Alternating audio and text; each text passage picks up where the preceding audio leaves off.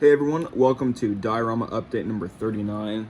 We've got just a couple things to talk about today, so let's get right into it. The first one will be about the Ukraine diorama, a little bit about the group build I've discussed before, and the IPMS show in San Diego coming up.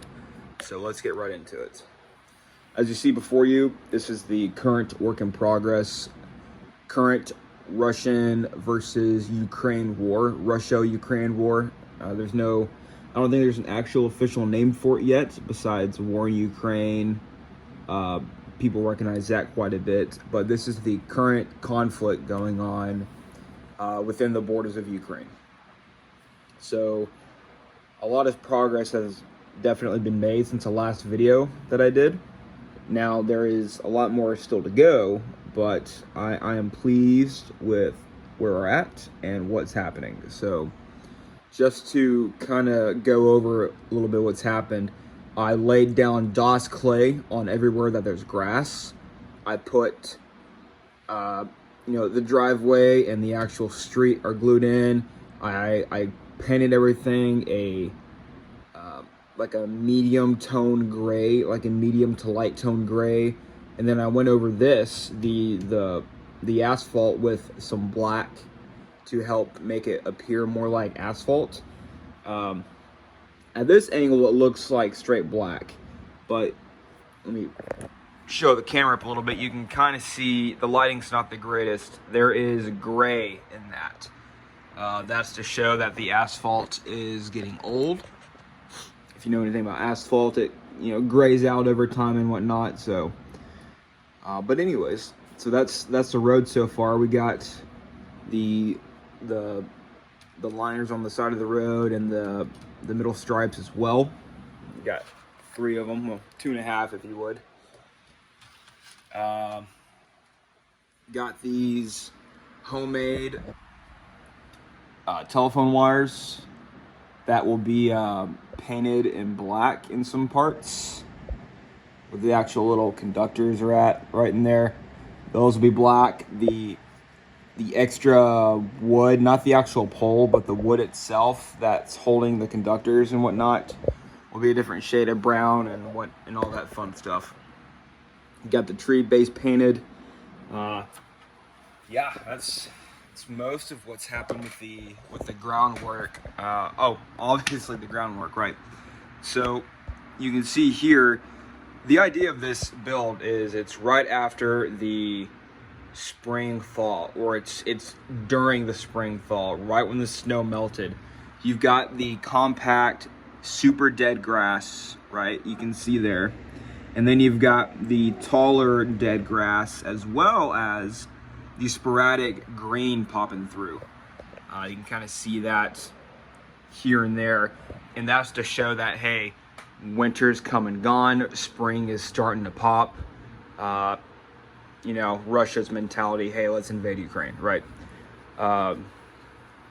That's kind of showing the landscape, trying to tell that story. There are boot prints. You can't really see them that well. I had like 3 pairs going that way. I had the boot prints over here and in this grassy area for all the figures, but with the 3 layers of mud mixture I put down, the dots and the grass and whatnot is not very noticeable, but that's okay. Onto the tank. The only update I have for the tank is I added these homemade used grenade launchers, smoke grenade launchers. There we go. Like you got like obscure your view. You pop these out in front of you, and you're able to pull out and maneuver somewhere else without being seen or whatnot. But they're popped already, so you can kind of see they're hollow on the inside.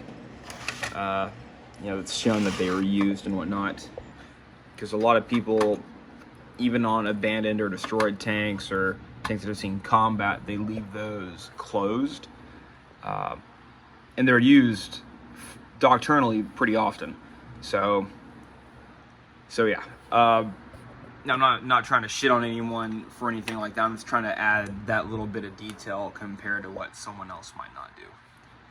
Which is fine. If that's what they want to do with their build, go at it. This one's mine, and this is what I'll be doing with it. I am waiting for that ERA bricks, those ERA bricks still. Unfortunately, my buddy who was going to print them, his printer's been having some issues, so I'm having another friend of mine print them off. Hopefully they'll be here by the 25th. That would be perfect, because that leaves me like a week or 10 days to get the ERA cut out, put on, paint this thing, weather it, all that fun jazz. Moving on, so actually I'm going to set the camera down. I'm going to turn this diorama so I can show you the inside of the house real quick. Okay, so this is the current inside layout I have for the house. I got this little house or bedroom set from eBay. It's a resin build. Stuff is pretty heavy. It comes with a mattress, bed frame, chest of drawers, dresser, and a little chair over there. I'm not 100% sure if that's how I'm going to make the layout, but I'm thinking that's how I'm going to do it. Obviously, I'll add like a rug, some pictures on the wall and whatnot, but for right now, it's kind of the idea of the layout. A lot of touch-up work needs to be done in here. I got to do the flooring, which will be the outside color here. I need to repaint up in the scaffolding and up and whatnot. I need to give another white layer. I did all this with an airbrush, all the inside, so I'll go in with a hand brush and do all the rest of it. I'm thinking I'm gonna go ahead and I'm gonna leave the exposed wood like it is, because it's exposed wood for a reason. And then I'm gonna paint the framework blue, this up here blue, and then the window frames blue, to give it that Eastern European kind of style. That's a very common look over there, the red, green, and blue framework on older houses. I'll add some moss and whatnot up here after weathering, or I'll add the moss and then do weathering. But yeah, that's kind of the house right now.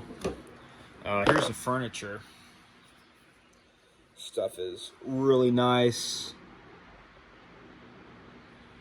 A lot of cleanup work needs to be done on it, but that's okay. That's spend about a day working on these, maybe half a day. Good stuff. Now I did, like I tend to do, I accidentally broke part of the build, but that's okay, because I can just snip that off there and it'll connect flush right there. The mattress will cover it, and then I just gotta snip off this end carefully. That way both the ends can fit like that, and then it'll actually fit inside the house. But yeah, that's kind of where we're at with that.